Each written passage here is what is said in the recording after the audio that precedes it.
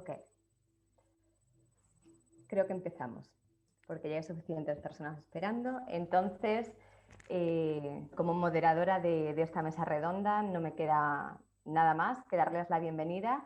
Bienvenidas, bienvenidos a esta mesa redonda en la que vamos a reflexionar sobre las estructuras y servicios públicos como instrumentos de reactivación y cohesión social en el marco de la línea temática El territorio como base de la innovación social, económica y ambiental.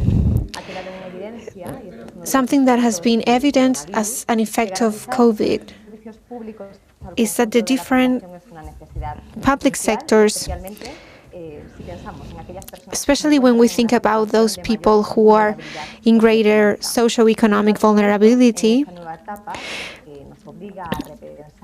in this new stage that has us rethinking about social, economic development,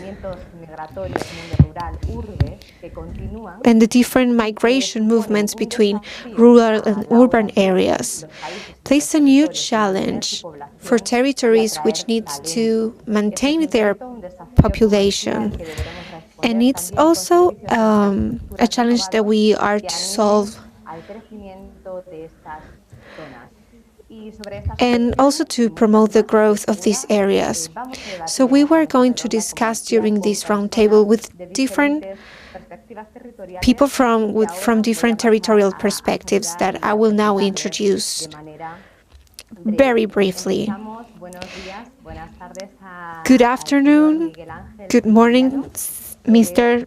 Miguel Ángel Siciliano. He's a lawyer from the National University of Córdoba. He's the coordinator of a program for the government of the province of Córdoba. He was also the general coordinator of the Directorate of Legal Affairs since 2015.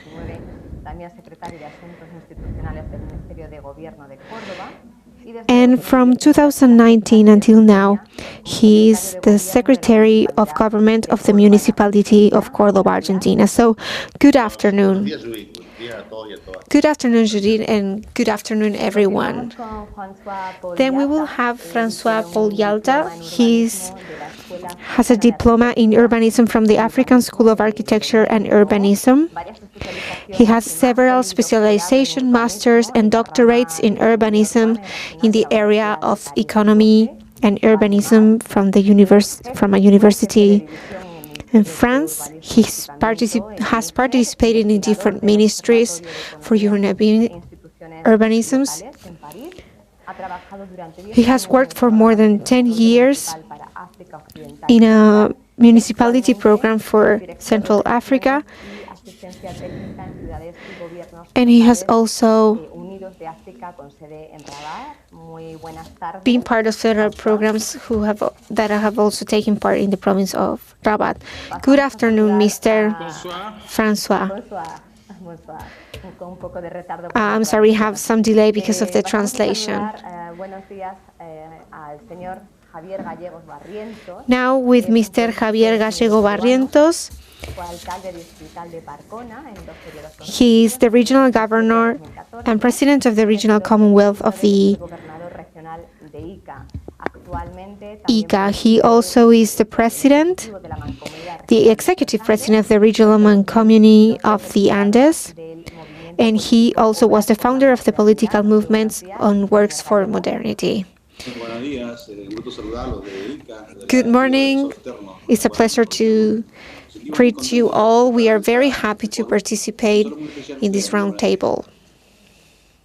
Thank you very much. We are now greeting Nadine Burbar, head of the local economic development and the leader of the economic development in the municipality of Ramallah. She's helping to develop in the city different resilience programs. And she has also have a diploma with a University of Spain, and she has participated in different entrepreneurship platforms. Good afternoon, Nadine. Pleased to meet you. Hi, everyone. Thank you. Buenas tardes. It's a pleasure to be with you today. We will continue and we will close this introduction session with Mr. Hugo Molina, who is the director of the Center of Participation of Sustainable Human Development. He's a lawyer with a specialty in constitutional and administrative law from the National Autonomous University of Mexico. He's the Secretary of Popular Participation. He's director of the National Ecology University, and he specialized in different judicial matters. And currently, if I'm not mistaken, he coordinates different programs for intermediate entities in the Bolivian and Latin American territory. Thank you very much, Judith. Hello, everyone. Well, now that we have greeted and introduced all our speakers, we will explain very briefly how this session will work today. We will have a first block, a central one, where we are going to discuss and reflect on key points. For this debate, I will make a couple questions to the speakers who have joined us today, and finally we will have another 15 minutes for questions, and of course we will finish with some closing ideas and remarks that each of the speakers will share with us in relation with their intervention. We will start with the first question. I will start with Mr. Miguel Siciliano. It's very important that each of you uses only 6 minutes to make your intervention. I will count them. The first question would be, what are the key infrastructures and services to fix different territories while thinking about the peripheral areas or the rural sector? Mr. Miguel Siciliano. Good afternoon, everyone in Córdoba, Argentina, the organizers of the World Forum, the authorities of the provincial and city government, everyone joining us from every part of the world.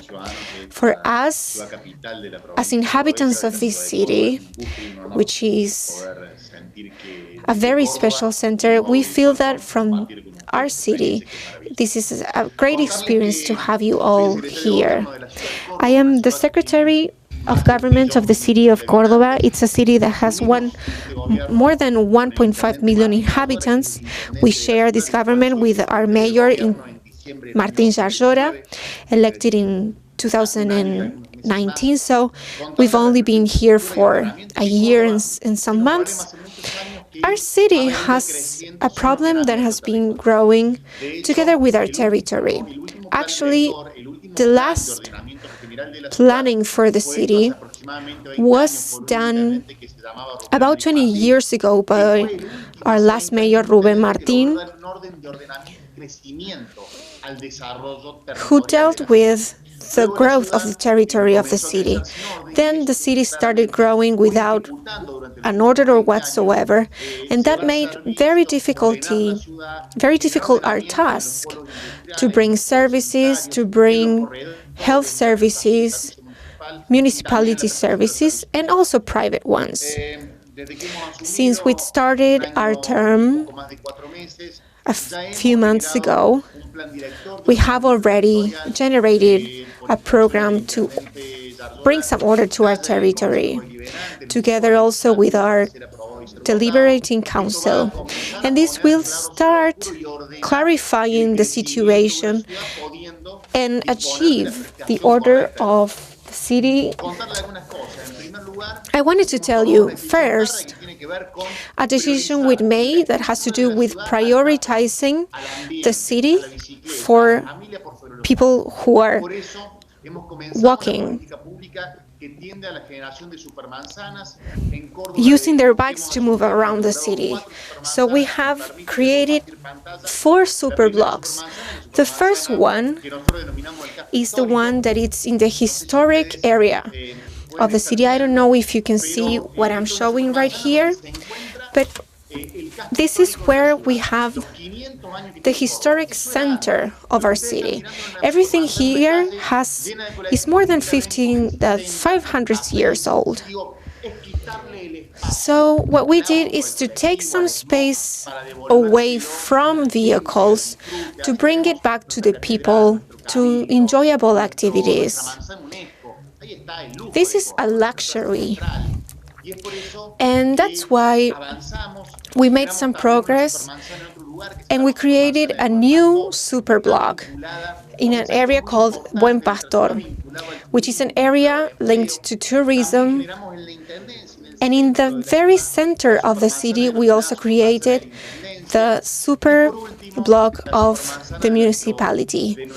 And also in our central market, dating back to 1927, which is only a few meters away of our main river. Why do I mention this? This is because we have a river called Río Suquía, and it crosses the city from one end to the other. And the city has grown without facing the river. Most cities in the world do not have this luxury of having a river crossing the entire city. But Córdoba never knew how to grow on the riverbanks. So we created a special unit that worked on this area and allowed us to recover kilometers and kilometers that can be used as special areas to be used by the citizens and creating new green spaces to enjoy the city. This is also when art really thrived, and we joined urban artists in a program called Art for Our People. And we developed a program for artists to fill our walls with beautiful paintings. We have painted more than 5,000 square meters, and this has brought new value to these public spaces. So since we are working, we have had a priority. It was for the municipality to think about the human beings, about families. Someone who thinks about the city based on cars and vehicles will get just a lot of that. I'm taking a look at the time. I don't want to extend, but a few years ago we had a mayor saying that he was going to widen a street, prioritizing cars. But today the world has changed, and Córdoba is no exception. Córdoba is designing, developing urbanism, having as an axis, as a center, the human being, ecology, enjoyable spaces. And that's why we have a challenge in urban growth, to be focused on people, on families, and have urban planning centered on this for the next 20 years. Thank you very much, Miguel, for adjusting so well to our timing. Super precise. We will go for the next speakers, for Mr. François Yata. If you can please answer to the same question. Merci beaucoup. Muchas gracias. The infrastructure are key for the activity and the maintaining of the territory and the economy. Essentially, the infrastructure, the base structure like health, education, but also infrastructure like electricity that is very important for the agricultural transformation.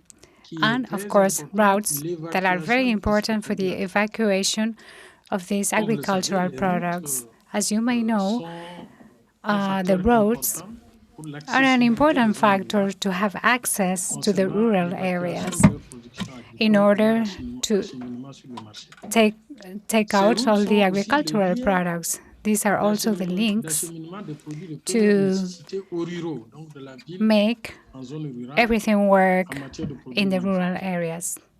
And the experience has shown that the best way to develop this is to connect it to the market that are the cities. So, there is also a better way of taking a look at the agricultural importation. You know that when we have access to rural areas, when that is bad and it's not good, we have very little chances of increasing the local production in the urban consumption. If the imported products, like the importation culture, has a better organization of transportation, it's not the same with the culture when we have transportation problems. So in rural areas, it's very important the transportation for the agricultural production as well as for its commercialization. They are very important in the urban market. They must make part of the agricultural products. We have a lot of developments as regard agricultural products. I am used to seeing the strategies in African countries. We know that the organization and the evacuation to the rural markets must be a priority. For this reason, we have to increase the interaction capacity among the citizenships and the rural areas that surround the cities, allowing all the inhabitants to have access to the cities, that is one step in the city and another one in the rural area in order to... And then we have to face all the obstacles so that people and products can circulate, as well as information. In our context, in countries with a lot of circulation, we must improve in the agricultural sector the infrastructure, providing increasing measurements in order to so that we don't get to the increase of prices. In Africa, the politics in the agricultural sector show that they have to be based on a deep analysis of the commercial circuit in order to identify the problems or the challenges in the infrastructure in order to facilitate the provisioning in the urban sectors, which are the main result of agriculture. For example, the regulation of the transportation and the products, the infrastructure that allows accessibility in the production areas, they must be taken care of by the public power. In a general way, extension and improvement in the circulation network and the roads helps to allow the diminution of the transaction cost and a better access to the production areas. All of this combined effectively justifies in a process context in which Africa is the only region in the world that has not finished its urbanization process. In this context, the interchange from city or rural area are the center point of the Africa problems. Thank you very much.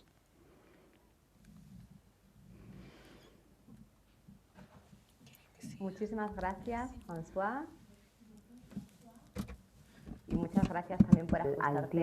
Thank you very much for taking into account the time allotted. Let's give the floor to the next speaker, Javier Gallegos.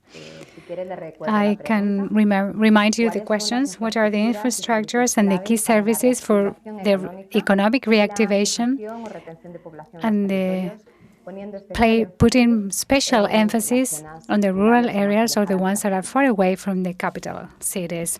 Good morning. First of all, I would like to greet the people of the round table, especially to Carlos Hugo Molina, Director of the Center of Participation and Sustainable Human Development, and also to Miguel, Francois Boliata, excuse me my pronunciation, and also Nadine Bourbar. As regards the infrastructure of the public spaces in Ica region, first of all, I would like you to know our region. It requires hours of infrastructure, especially as regards the hydric sector and the vial sector, because it allows the sustainable development. If we talk about the Ica city, it has grown without any planification. We are talking about 100 years ago, almost 200, in which the infrastructure projects have not had any planning or was not orderly planned. We started with a disordered growth, and that is a problem that is being generated in our Ica region. And also, as a president of the Andes community, Junín, also in Ica, and also Cusco is being integrated. We have a lot of problems regarding the rails problems. Why? Because those projects recently are starting to being receiving technical work. For example, the rail that links Inca to the other road is a railway that is being protected so that this project that we have in the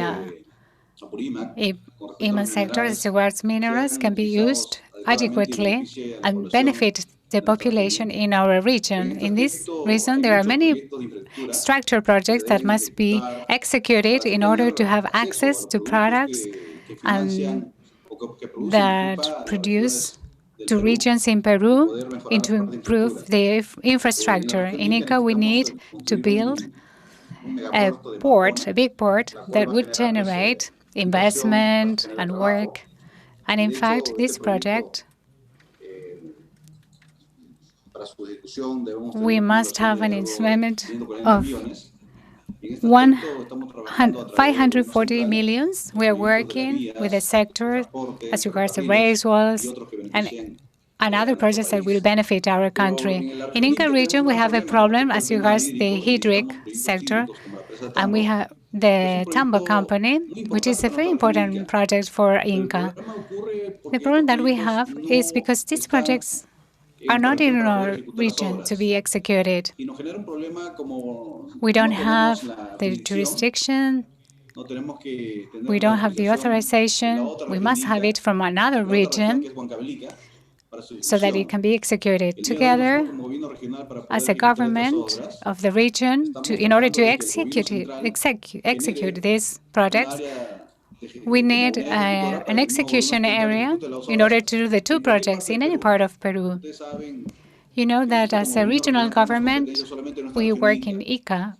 Ica needs hydric projects in the infrastructure and other sectors, and this cannot be executed in our region because we need the hydric system, and that generates a social problem and something that generates problems also to the agricultural sector. We are doing our best so that the central government, for once, generates this type of investment in our region in Ica.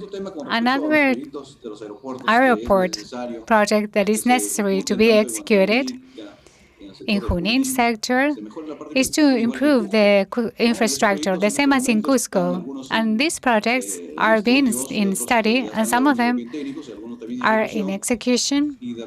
In fact, they require the construction of airports in different regions in order to have access fast and to have the connection and be able to interchange our products and the transportation of the minerals, as well as citizenships that come from other countries, especially for the tourism.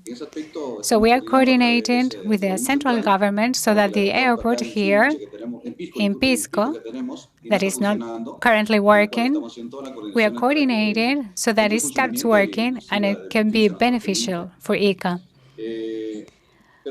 As regards infrastructure, we have a big problem as regards health. 10 years ago or 8 years ago, some hospitals were built according to the population and the reality at that time, but there were no more projects taking into account the next 10 years. Currently, we have a problem in infrastructure, in health, because hospitals do not have the capacity to assist the citizenship. We have also currently the problem of COVID, and it was very critical because there were many people that got the disease. And from the different work made by mayors and local governments and national governments, we were able to contain, in a way, this virus, and we're trying to accelerate this infrastructure in order to improve this aspect of health. I think it's important to work in a collaborative way and also to listen to your own experiences in this forum to provide us some alternatives, or you can transmit to us your experiences so we can improve our infrastructure, especially because we need to reactivate the economy in our region and in the whole country. Thank you very much.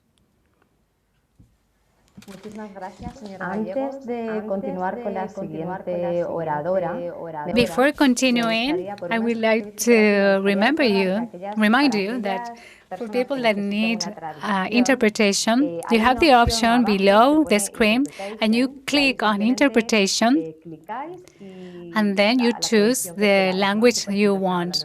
If someone was speaking in French, you will have the different types of options. For example, you could choose Spanish, English, or French, anyone you need. Especially, I say it because the following speaker is going to speak in another language.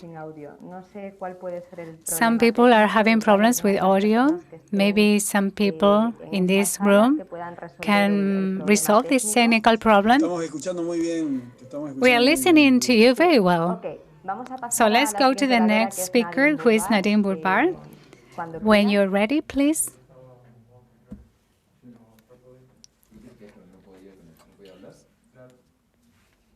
Thank you, Judith, and thanks to all the panelists on this roundtable.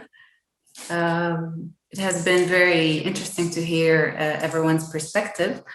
And I will be speaking from a local governance perspective. And here I would like to underline the practice of good governance in economic empowerment and development in the territories. The city of Ramallah is considered an economic and cultural center in the West Bank, Palestine. Unfortunately, it's not an agricultural place. It is inhabited by 70,000 people, and during the day, almost 200,000 people arrive in Ramallah to pursue different services. And in order for Ramallah to respond to the uprising urbanization and to plan ahead to influence inhabitants of surrounding areas' retention, Ramallah is looking on developing an enabling environment through its local services, which is vital for economic reactivation. These services include adequate spatial planning, such as connected roads, public transportation, the equal distribution of municipal services that cater to the needs of the whole community, especially those services that support businesses, for instance, facilities, power, water, sanitation, and access to technological infrastructure, and most importantly, connectivity. This local enabling environment is key to equal economic opportunities distribution and to social integration in territories. Once economic infrastructure is available, it allows its mobilization to fulfill current and future demands, which in turn decreases rural to urban migration in search for job opportunities or better life quality. We aim for the availability of both economic infrastructure and social infrastructure to build communities' efficacy through creation of an environment that enables citizens economically and socially. And once efficacy is achieved, then the likelihood of community retention is higher. It goes without saying that the pandemic has put so many professionals and business owners in economic hardship. And here, local administrations stepped in to stimulate new ideas creation and thus new value creation to the economy. For example, in Ramallah, we thought of artists and entrepreneurs who were mostly impacted by the economic outfall of the pandemic. We provided them with 2 public facilities to convene their businesses, to be a place to meet new professionals, to network, and to help stimulate new ideas and have a location to start their business and promote their productions. Secondly, it is important to highlight here that the social infrastructure is layered with active citizenship and social cohesion. The role of local administration is vigorous in encouraging social cohesion through the provision of public spaces to entice social interaction and equality. The pandemic made it very clear how open shared spaces is a family and friends solution to stay in their neighborhood and to fulfill their social needs. Thirdly, to mention that technology is becoming day by day a tipping necessity for better service delivery, value creation, and better community engagement with their surroundings. Ramallah, in this slide of the facts, has digitized its municipal services and is working with partners to have remote access to city assets and services in order to democratize the access to these public or city assets, and in turn, to empower citizens to take part in the digital economy. Thank you.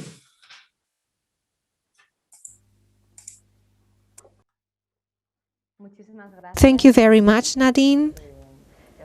You have adjusted quite well to our time, and if you want to keep a few minutes to use later and use to increase your intervention, you can do that. Of course, we will continue now with the interventions.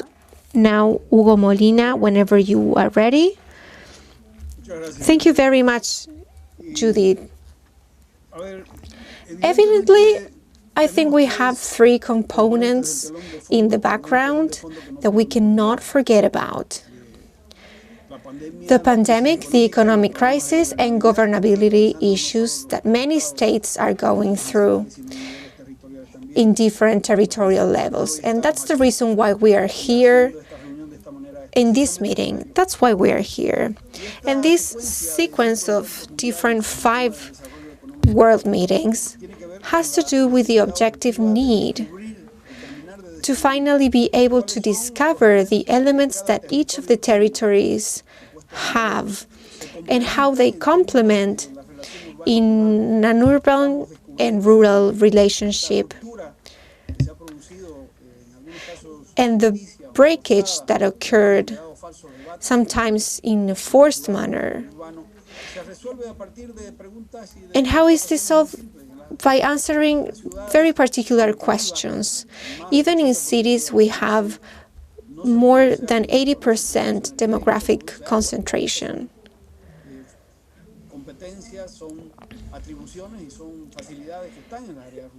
All of them have different competencies and areas that also concern rural areas. So one of you made reference to something that we are also working on, which is actually a way of helping our population, and it's a way of how we can deal with economic issue and how to diminish the pressure on services in cities and the absence of the same services in rural areas. And this has led to the acknowledgement of the question that we have been made today. What is needed at the infrastructure level, especially in rural areas, to be able to sustain the population? And I would say this in just a very simple word that is widely used in Bolivia. What is needed in rural areas so that people can live and have the same things as people who are in cities? We have created a migratory pressure because of the absence of public services, assistance, and a lot of services that have been evident. If these public health services are not developed, are not offered in rural areas as they are in cities, the migratory pressure will be made effective. So we have made the effort to get together with 130 different academic representatives and specialists in order to see if these key aspects that are bringing people from countries into the cities in different areas of Latin America. And what we have found is that in contrast with Europe, we have another element that is promoting this movement, and it's the absence of basic public services.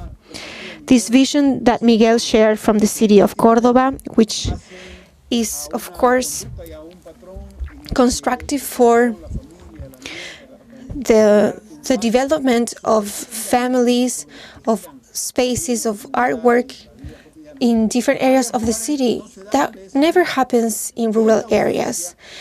And that absence makes possible that as long as those services are not available, as happens in many countries in Latin America, this will lead inevitably to the movement of people from rural areas into urban areas. So we have to think of intermediate cities as service nodes, as spaces that can be articulated with each other so that people do not need to move further away. And we have not made this up, of course. We are bringing this from different experiences and ways of approaching this problem that we've learned from extraordinary partners as FAMSI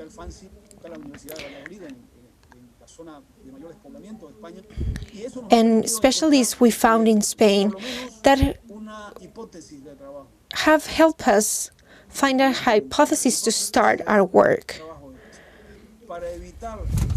So in order to avoid the migratory pressure, it is a must to have an assessment of the volume of services currently existing in each territory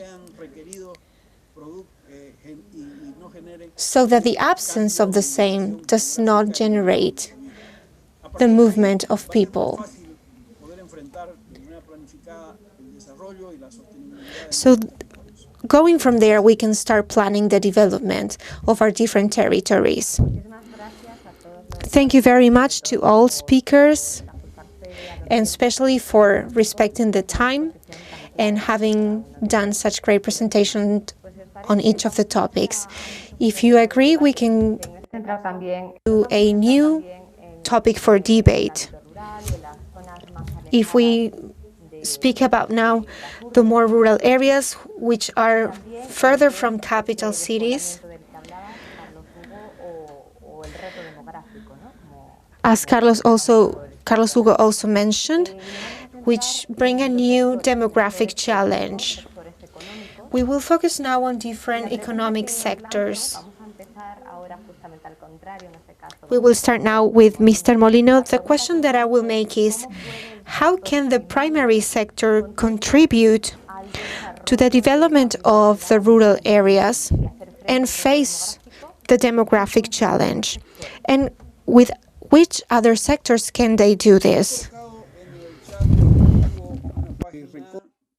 In a page, we can see the components of what I have expressed, intermediatecities.com.org. You have it at your disposal. What I want to say very emphatic way, if there are no solutions to the local economic development or how to contain people in the rural area territory, if we don't have an integral plan that is done in a holistic way as regards the development problem. Why? Because the possibility that each actor fulfills in the social division work in components, not only for people, but also for territories, for bigger populations and states, in order to comply with this, in a total, complete way, this organization and this work in the primary sectors, we have to find an answer, as Francois said, roads. We need roads. If we don't have roads, what possibilities do we have to take out the products? We have to have a territory planning that integrates bigger spaces working together with micro-regions. We have to have an infrastructure with a social cohesion, as Nadine mentioned before. But these are not isolated answers. They cannot be isolated answers. They cannot be answers for only one sector, because precisely in the rural areas in Latin America, and we heard also when some people talked about Africa and other regions in the world, rural areas are the poorest. Poverty is not only located regarding the basic provision, but also the lack of value added in those places that sometimes have difficulty in translating and transporting the basic products from one rural place to the market, to the difficulties as regards training for women, the absence of integral development that incorporates the development capacities that the woman has, not only in the gender point of view, but also in the holistic development point of view. And an element that cannot be forgotten, and I emphasize in this meeting, for the collective world, we won't be able to develop the territories in a holistic way, in a harmony that is essential to recover this, if we are not able that all the sectors integrated in one own proposal that each state has, incorporated to a development proposal that is integrated, having options and possibilities that are real. We won't be able to get sustainability in the territory if we don't have the basic services that all the population in any part of the world needs in order to live. Lacking all those services, people will look something else. And I finish, we have elaborated some words, and I will finish with 5 telegrams that we have in our research so far. The migration process is unstoppable. There's no way of stopping this, unfortunately. That shows that is taken from all the data from all the world, and how the rural areas are abandoned make even more expensive the resources. And then the cities in the migration sectors are not prepared to receive this flow, massive flow of population. And in the fourth place, we don't have examples in the world in a massive population that has gone out from rural areas and coming back in a massive way, I mean, not in a punctual way. And in fifth place, all the experiences in public politics have not given a result retaining the people in the territory, because when we don't have complete politics, the people, the production and the innovation return to the children in rural areas like the ones that we have, or in Europe, the people that migrate first are the young people, the ones that are they are looking for answers. The option to live is not looking for an isolated answer in only one sector. It has to be done in a holistic way. Thank you very much, Carlos, for your comments again in a very short time, and it was very clear. Let's see what can say about this question. Nadine Burbar, what do you can say about this? To leave us talk about the rural environment and to retain the population as a primary sector, that is the main one in these zones normally, how this can be fostered and to contribute that process can get started, and what other sectors can help in getting the population staying in those zones. Thank you. I would pick it up from where Mr. Carlos left it, and I very much agree on having a comprehensive and holistic plan among sectors. And I was going to mention it as a strategy for local economic and social development across these sectors. Because if you want to achieve partnership and harmony between the primary sector and the complementary sector, we need a strategy, we need consensus. We need to be able to utilize the local resources and the external resources in the best way and in the benefit of the people. So for me, I do believe that getting stakeholders together from across sectors through a facilitator, and here I see that municipalities has shown that they could be a good player facilitating among sectors.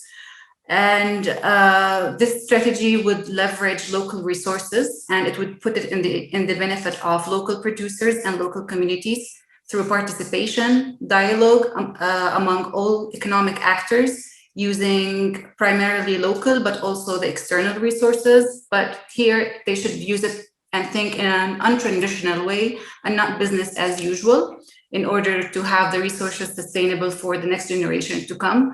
And I'm always concerned not to break the rural theme in the rural areas. We don't want the rural now to become the next urban setting. And in that way, we should think of utilizing the resources, but in a smart and efficient way, and connecting these resources and matching them with the real need of the people. I can describe it as the need to connect the dots between what potentials the investors or the country have, and how can they decentralize it to the benefit of local producers in rural settings. I would mention that the complementary sector would very much be useful in helping local producers to highlight their unique selling points and their products' uniqueness. Because even if technology is being disruptive now in terms of industry and manufacturing, but the product's authenticity should remain the same in order for us to not influence the population fixation. I would mention also that Ramallah municipality, as a center for the West Bank, we have been working with local producers and bringing them to public places to promote and to distribute their local producers in the city itself. We organize on a yearly basis. It's been going on for 10 years now. We make an event in the street, and we invite local producers from different parts of the villages surrounding Ramallah. And we assign each day a specific theme for products. And we invite women and young entrepreneurs who own these businesses so that they can present and sell and promote their products in the city. And at the same time, we try to match them with distributors, suppliers, and potential investors. We know that accessibility could be difficult. So having access in the city could be of benefit, promotion-wise, and to people to raise awareness about the local producers and the owners themselves, so that they can build relations and that we can help them connect their businesses. And I think that the national government should work hand in hand with the local level on coming up with incentive packages for investors to stimulate the productions in the rural context. And that cannot happen without political will, as Mr. Carlos said. We need political will, we need evidence, we need to see change happening in the system itself. So once we see the system that it's being adapting to this new business and on depending on local resources and local producers in the rural setting, we can see that these producers will not have the motive to leave their own businesses in the rural area and to come to the city.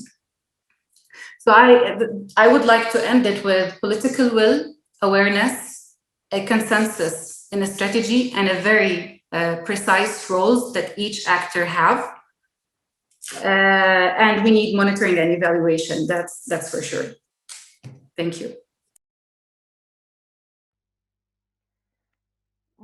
Thank you very much, Nadine, for your intervention, for your words. Let's go on, in this case, with Mr. Gallegos, and I would like to introduce an added topic to the question that was stated, apart from the complementary sectors. Let's remember that if we believe, how can we improve the primary sector to improve the population, together with what complementary sectors this can be done? And I would also add, do you think that tourism can be something that can add or reactivate or foster this economic activity in these areas, in these zones?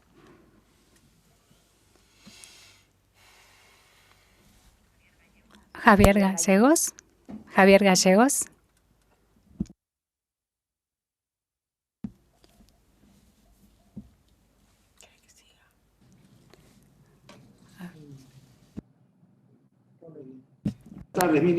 Good afternoon. I apologize on behalf of Mr. Gallegos because he has been called for an emergency issue related with the vaccine campaign that we are carrying out right now. So I greet you here from ICA, because we were thinking about how different economic activities should be prioritized, such as tourism. We are thinking about a region that is in the littoral region of Peru, just like in another sense, in the region of Cusco, the airport was also improved in order to promote tourism to help reactivate the local economy. From ICA, we know that our governor has also been promoting new touristic centers, also integrated Arman community, which, well, before the pandemic, we were receiving new ships, touristic ships, in different populations, in different towns, where also the road system was something that needed to be improved. So we knew that we needed to improve touristic centers, which was also an initiative of our engineering. So we know that this is key, something that needs to be done. Thank you very much for your intervention, and we greet the engineer Javier Gallegos, and we hope that this emergency is something that can be solved as he leads this coordination.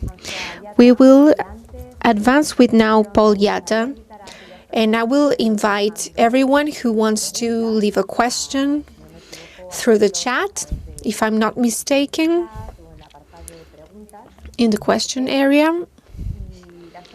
So you can make your questions over there so that we can bring them to the different speakers. So, François Yatta, the floor is yours.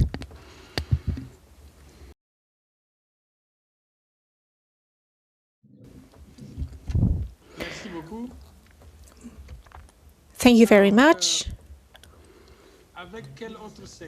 With which other sectors the private sector can contribute to retain the populations? The first implied center is tertiary services that must facilitate the work for populations. Everything related with agricultural credits, agricultural materials. In this sector is filled with everything that this transformation can contribute to improve the rural areas. So tertiary services and secondary services are the complementary ones that are equipped to do that. Urban infrastructure must also be devoted to the rural areas through a collective effort. We have to go beyond our own territories. There's a strong trend towards,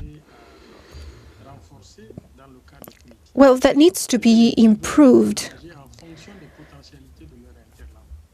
towards having city managed together with rural areas, and that they must work and be operative depending in the different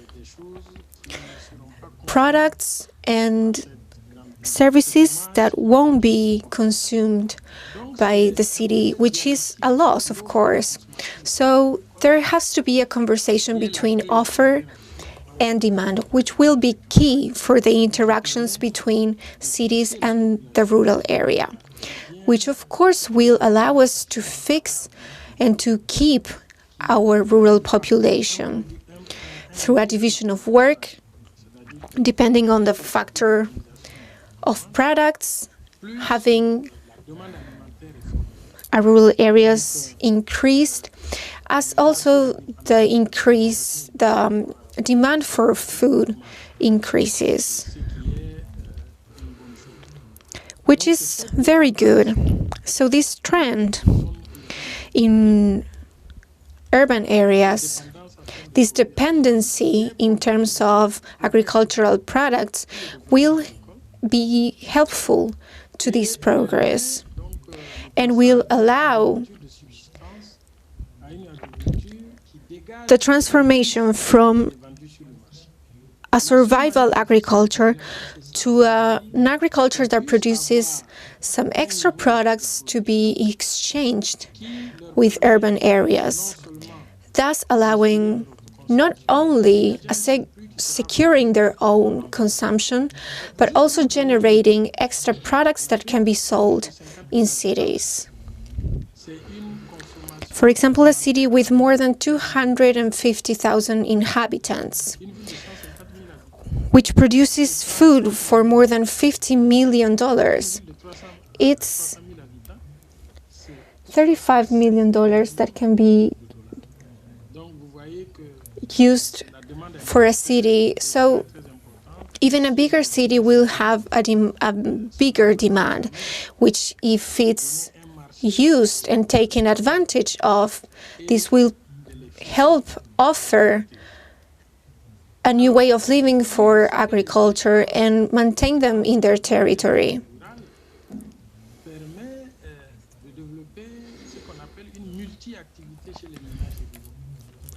So this will help us develop a multi-activity that will strengthen resilience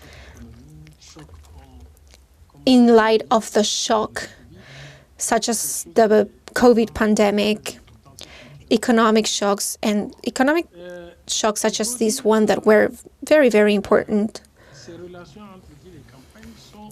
We need to establish also that this relationship between urban and rural areas are the center of the transformation of economy in many African countries, because this will allow to turn a lot of the population transform into a more productive sector. And this will allow have a self-consumption and subsisting agriculture transformed into a more competitive agriculture that will be also helpful for the market. So I think this trend can be strengthened with the contribution of the different sectors that I just mentioned, the tertiary sector and secondary sectors, and the transformation of agricultural products. Thank you very much.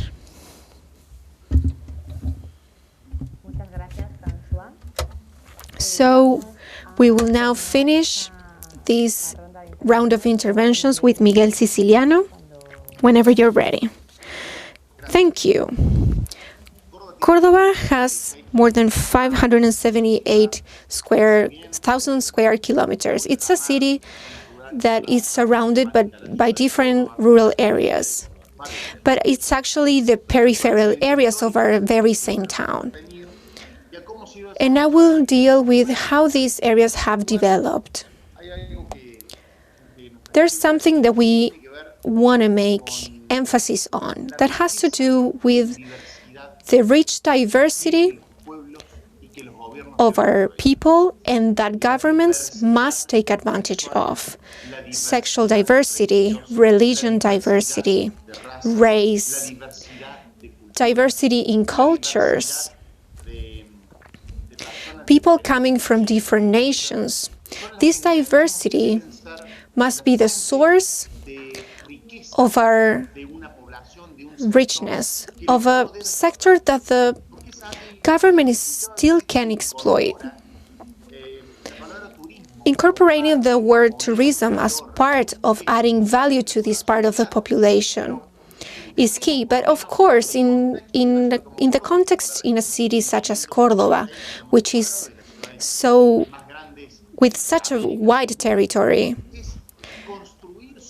here we need to build on the notion of value, because city who could or were able to build on their own diversity, it's the case of cities that were able to use this diversity to generate tourism, different gastronomic activities with the population that we have right here from Peru,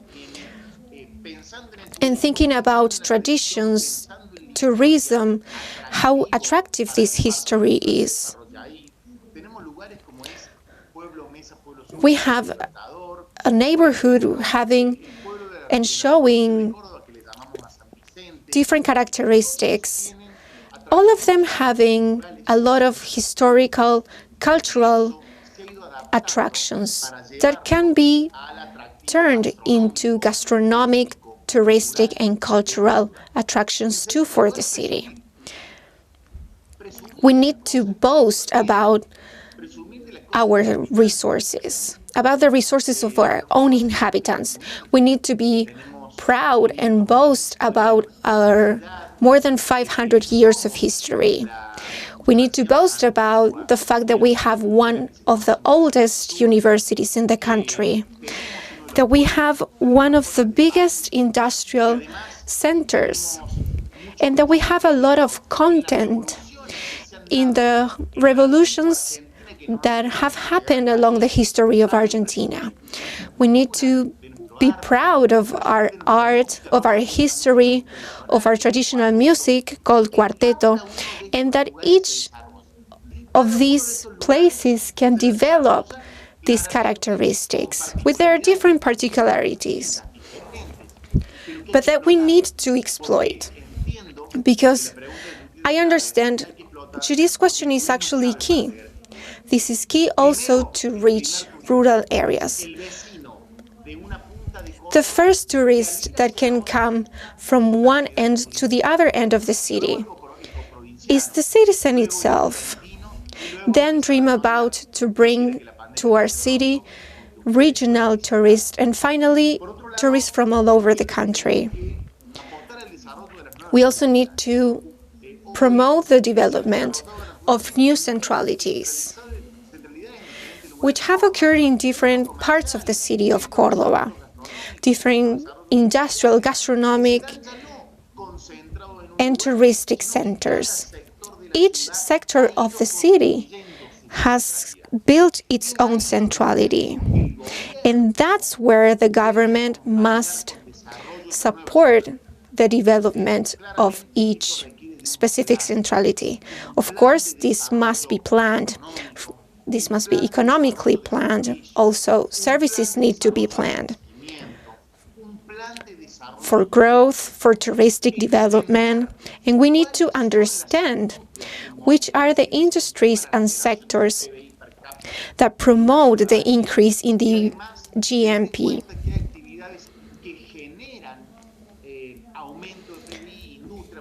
Which of them generate more economic transactions? And I don't want to take more of your time, but somehow what we understand is that we need to dare. We need to dare to be very proud. That's how we say in Córdoba. We need to be extremely proud of our culture, of our history, of what made possible for a population to generate value and be disruptive. We think that this will make cities to grow in an egalitarian way. Thank you very much, Miguel, and once again, thank you very much for being so precise with the time, because you've been actually, I don't know, there's people at the back who's making gestures for me to adjust at the time. I will make you a couple questions proposed by our participants for Nadine Berber. I will read them in English.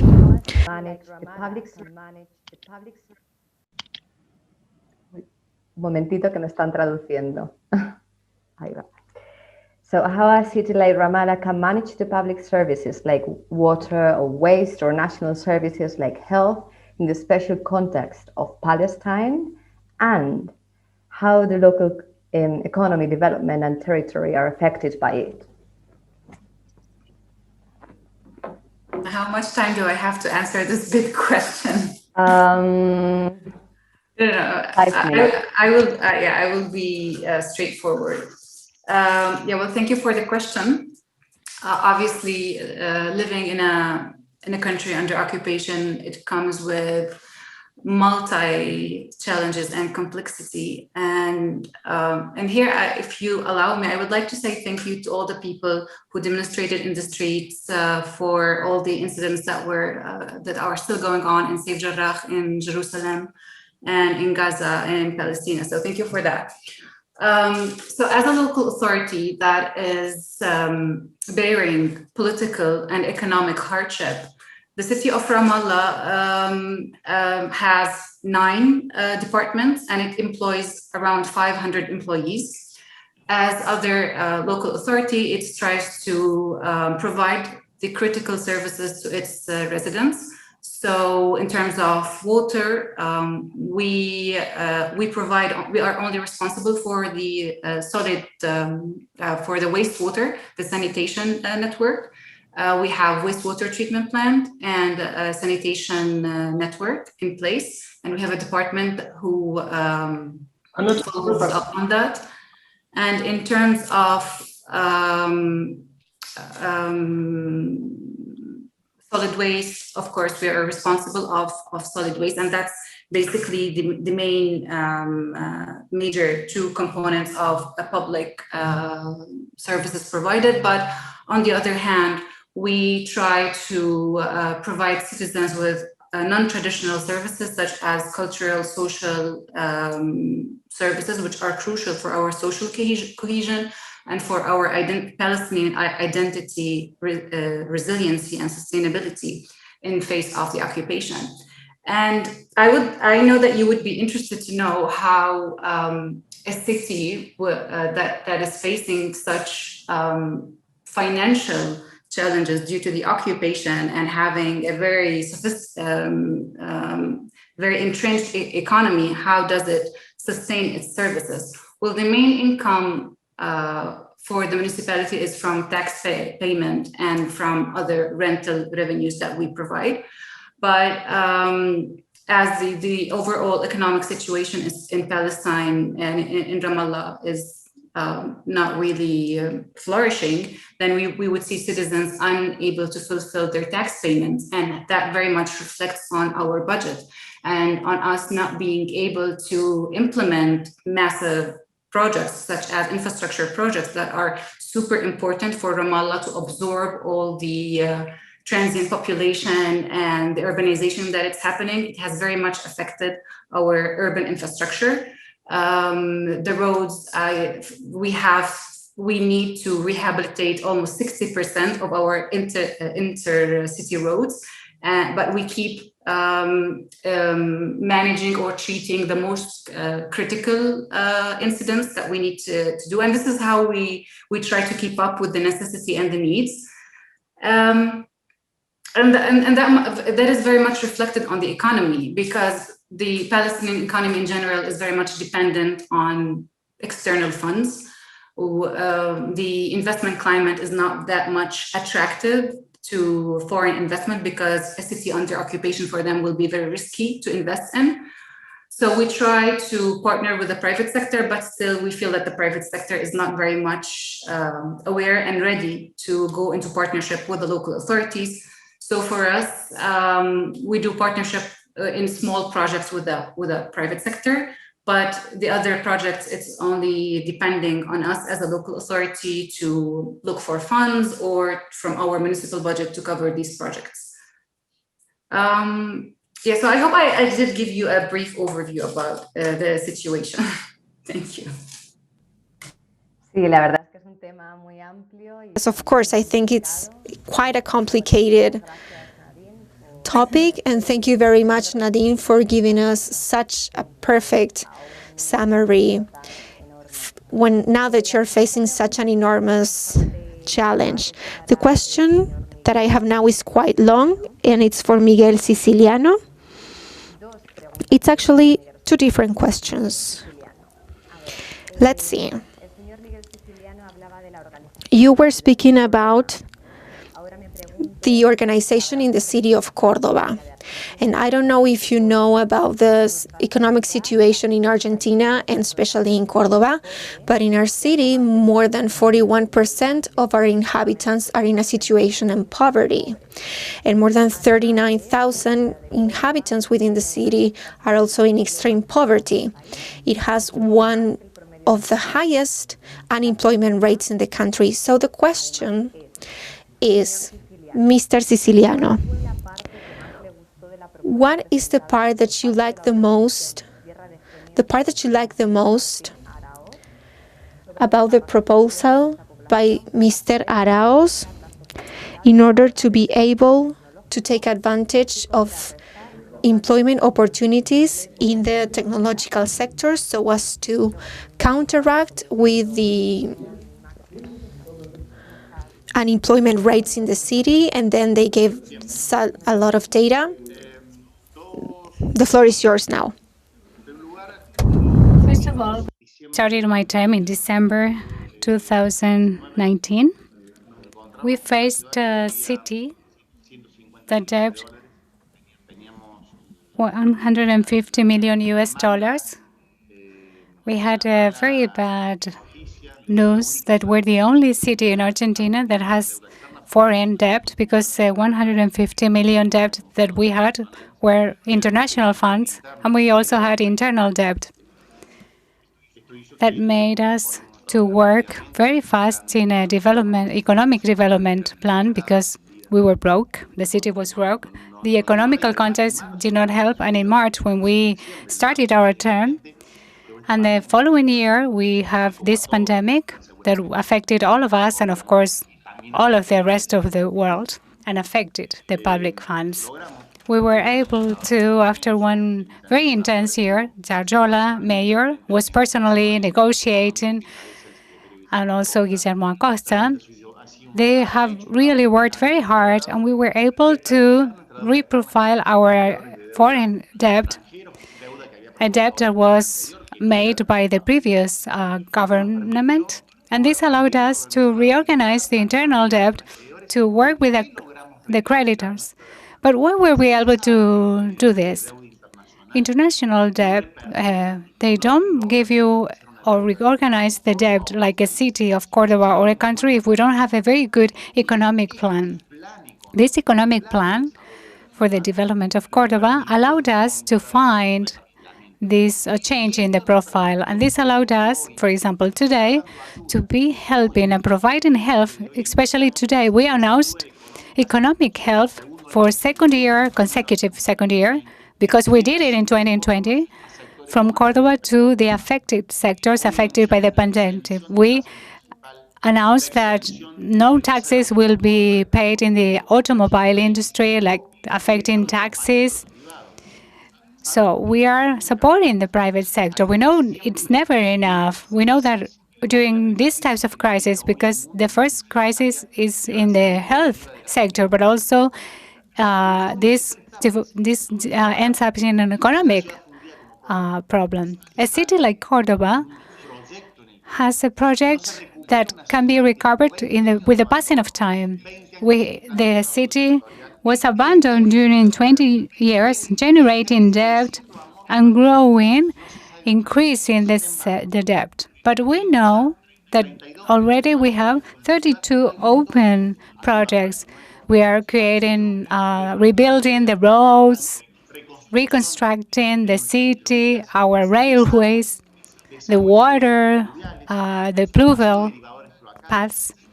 We are changing more than 30,000 lighting systems. We have recovered public spaces, open public spaces. I recovered the river, as I showed you in the presentation before. We have some murals that were painted by our local artists. And this was one of the most important internal projects in Cordoba. And this was destined to the culture from Cordoba. What I mean to say is that we are not an exception from the cities in the rest of the world. But when a city has been disorganized for 20 years, it takes time to evolve. But we are destined, as the mayor said, to improve our city. And I am convinced that we are going towards that path. Our city, and I am very proud to say this, because I feel that way. We have like a Ferrari car that it cannot be put into the route. Today, this car, with all the power and the industry that Cordoba has, we are beginning to put it in the road. Once it starts riding, it will do it on itself. But it takes time to recover after 20 years that this city has been abandoned. Thank you very much. I have another question for you, Miguel Siciliano. If you can answer this in only 1 minute, it has to do with something that you have already mentioned. Some people want to ask you about the employment of enabling productive technology in the businesses. Some people think it's very important. The incorporation of technology in the administrative sector for the commerce and the production in that sector.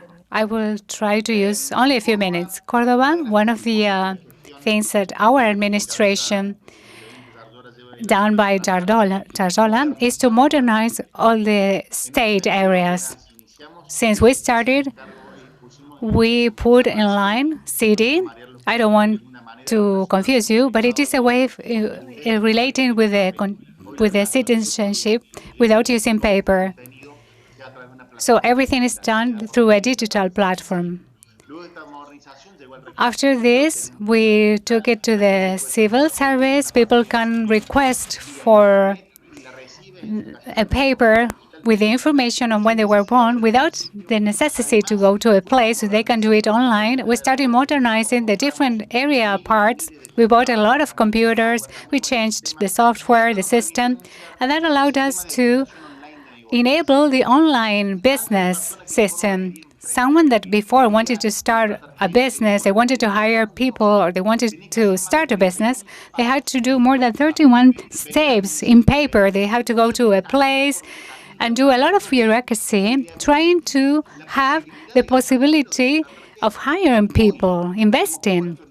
Today, we started an enabling online business system. From home, you can enable your business without needing to go to the place, to the municipality place.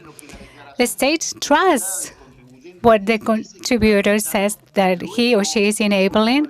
Of course, afterwards, there is a control in order to see whether the person is telling the truth. And today, we have eliminated doing this in person for something that is key to allow the person from Cordoba to hire people or to start a business, to invest in the city, to do it easier. And to finish, because I asked for 2 minutes, we want the state to stop being a problem for that contributor and to push and to empower them, to give them the possibility. That's why we did this online project that was requested by the people from Cordoba previously. Thank you very much. Thank you for respecting the time allotted. If I'm not mistaken, if we don't have any other question, we have to close to the 4th. I'm going to make a summary that is going to be translated into a few words of what you have been saying so far as a message. Each of you have to have the strength answering the content, the central content of this roundtable that you know is to talk about infrastructure and the public services as reactivation tools and social cohesion. To sum up, we've talked about infrastructure for the key services, the importance of ordering the territories.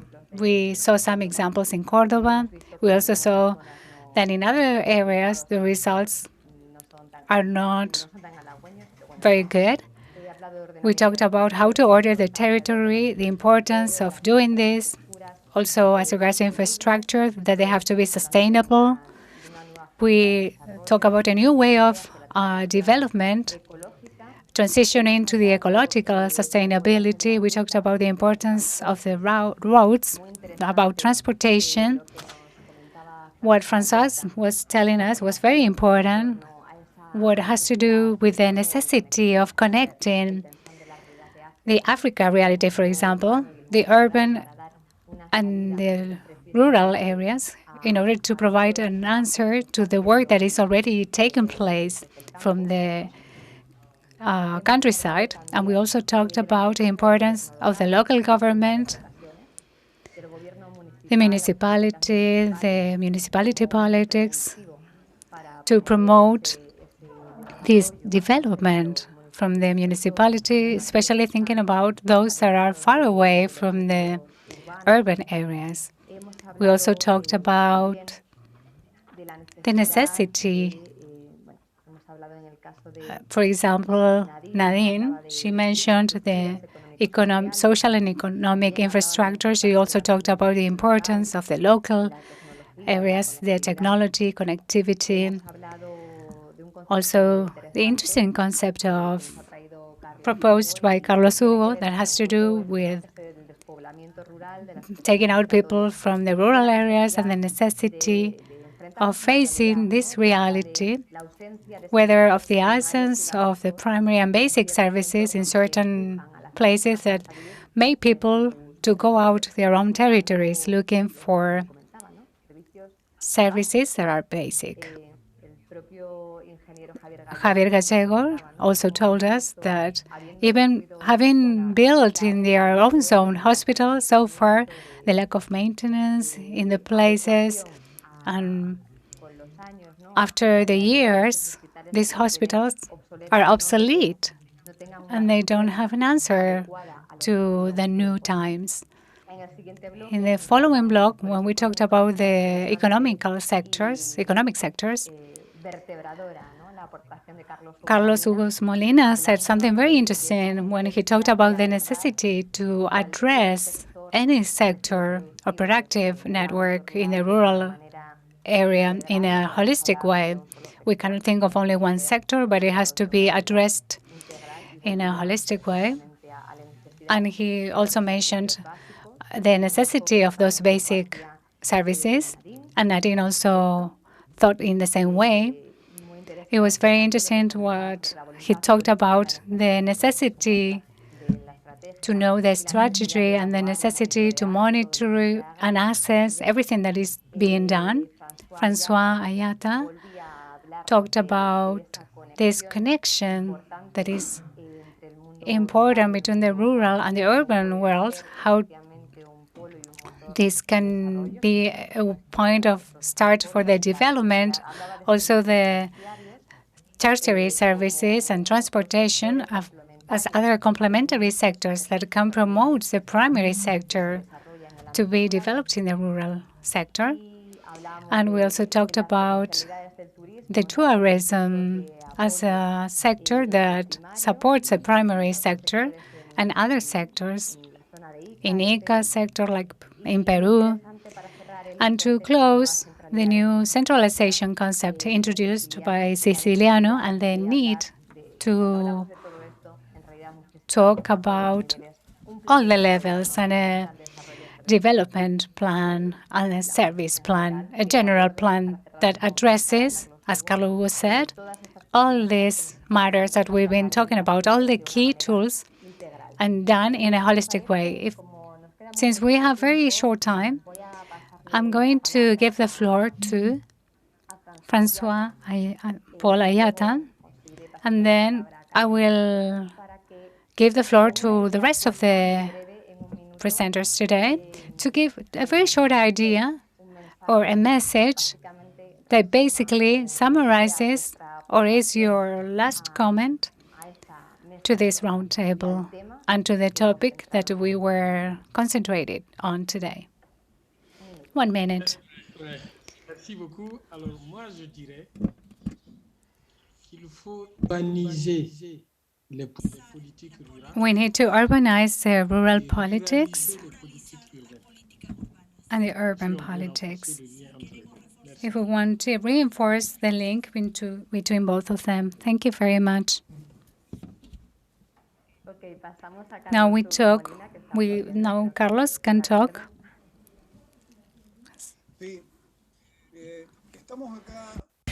We are here because we decided to promote local as the base, not as something secondary.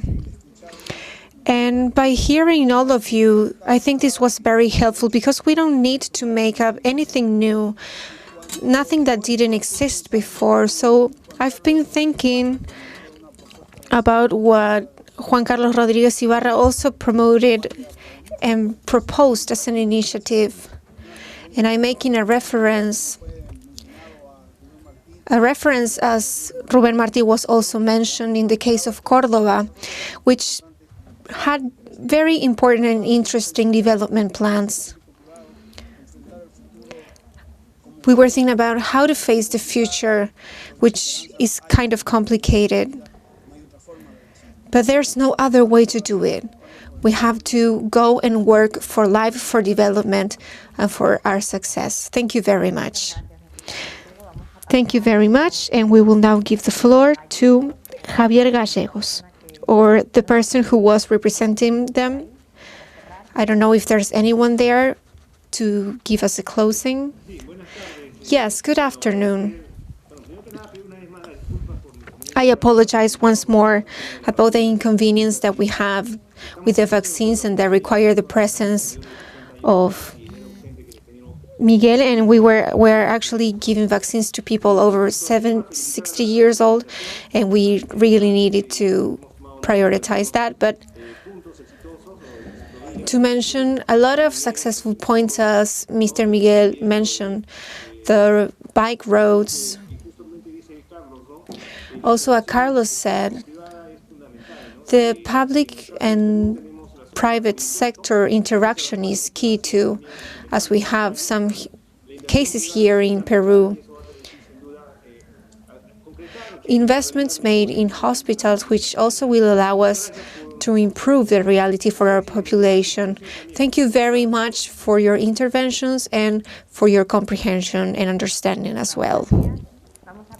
Thank you very much. We will now listen to this strong idea that probably Miguel Siciliano has to share with us to close this round.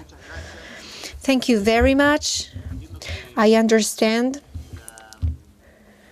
that humanity is in sort of a pause. And little by little, in some places faster than others, we are going to make our comeback. We need to understand more now than ever before that this depends on the sustainable development of cities, that we need to take everything that was good that allowed us to grow until now, but also by understanding the things that we did wrong, understanding that states are created to improve the quality of life of its inhabitants, understanding that the environment and diversity need to be key in the construction of the new worlds that we want to make.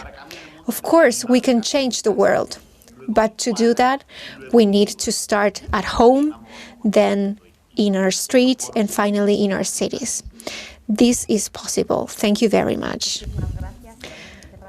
Thank you very much, and we will close with this last minute, with these last and final closing ideas, with Nadine in Ramallah. Nadine.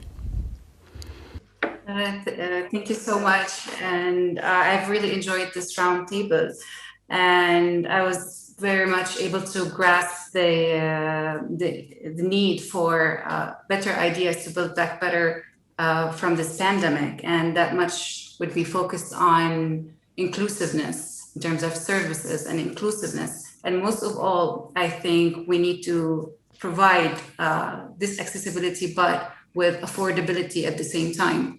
And that we need to be doing that hand in hand with all the key actors across sectors. And we know that potentials are in our society, but maybe we need to take the extra mile to approach the local community and these stakeholders in order to unlock these potentials that would make us more prepared to face the future. Thank you. Well, with these questions, we are finishing now, and we thank everyone who followed the presentation and who have been here with us. This has been a great pleasure. It's been a pleasure also to hear all of your interventions from different parts of the world with a great, diverse, and rich background. We hope that you continue on participating in different roundtables and panels offered within the 5th World Forum for Lead. So thank you very much. Good afternoon, and it's been really a pleasure. Goodbye, thanks. So you did wait for me. I'm going to visit you.